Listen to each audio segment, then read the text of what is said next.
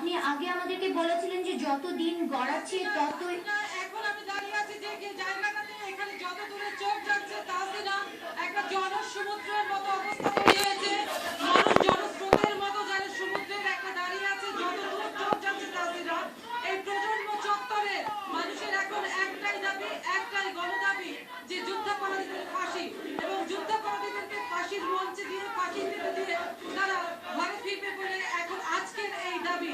এবং তারা এই জনস্রোত এবং আজকের এই নতুন প্রজন্ম একটা দাবি নিয়ে এই বিশাল মঞ্চ, যে মঞ্চে বাংলাদেশের ইতিহাস সৃষ্টি করেছে, এই প্রজন্ম যে মুক্তির মূল্যবোধকে বিশ্বাস করে, এই প্রজন্ম যে শুধু আকাশ কাগজ ইন্টারনেট ফেসবুকের মধ্য দিয়ে তাদের সময় নষ্ট করে না, তারই জ্বলন্ত প্রমাণ তাহসিনা আজকের এই শাহবাগ স্কয়ার।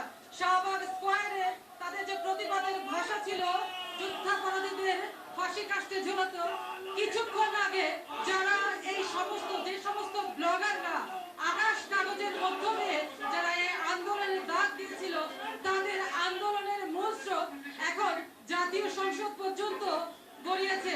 এবং আন্তর্জাতিক ট্রাইব্যুনাল আইনটি সংশোধন করবার জন্য আমরা যতটুকু শুনেছি এখন জাতীয় সংসদেও তোলপাড় চলছে। কিছুক্ষণ আগে এই আন্দোলন কর্মসূচিকে যারা জনসমুদ্রে রূপ দিয়েছে তাদেরই একজন ছিল ডাক্তার ইমরান। কিছুক্ষণ আগে তারা মাননীয় স্পিকারের কাছে একটি স্মারকলিপি দিয়ে এসছে, এবং সেই স্মারকলিপি অনুযায়ী তারা এই জনসমুদ্রে কিছুক্ষণ আগে পাঠ করেছে। আমি এখন ডাক্তার ইমরানের কাছে জানতে চাইবো আপনারা মাননীয় স্পিকারের কাছে কি স্মারকলিপি পেশ করেছেন, এবং এই আজকের এই শাহবাগ আন্দোলনের মানে আজকের শাহবাগ আন্দোলন সংসদে কোন জায়গাটা অবস্থান করেছে। ধন্যবাদ। আপনারা ইতিমধ্যেই জেনেছেন যে আমরা বিকেলে জাতীয়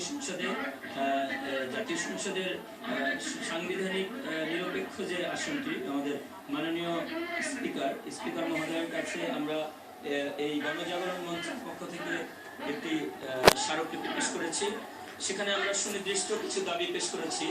৬টি দাবির মধ্যে উল্লেখযোগ্য কয়েকটি হচ্ছে যে কাদের মোল্লার যে রায় ঘোষিত হয়েছে যাবজ্জীবন, সেই রায়কে কিভাবে তার তিনি সহ সকল যুদ্ধাপরাধীদের ফাঁসি নিশ্চিত করা যায় সেই আইন প্রণয়ন করা, এবং আমাদের বিচারে ট্রাইব্যুনালের বিচারে যে বিষয়টি সবচেয়ে আলোচিত হয়েছে যে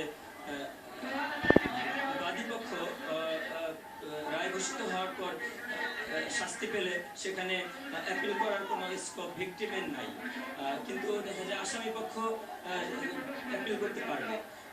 ইমরান, আমি আপনার কাছে জানতে চাইবো আজকের এই শাহবাগ আন্দোলন এটি তো শাহবাগের মধ্যে সীমাবদ্ধ না, পুরো বাংলাদেশে অগ্নি স্ফুলিঙ্গের মতো আগুন ছড়াচ্ছে। তো জাতীয় সংসদে যখন এর তোলপাড় চলছে তখন আপনারা কতখানি আশাবাদী যে এই আইনটা এবার বিল আকারে সংসদে উত্থাপিত হবে এবং আইন সংশোধন হবে?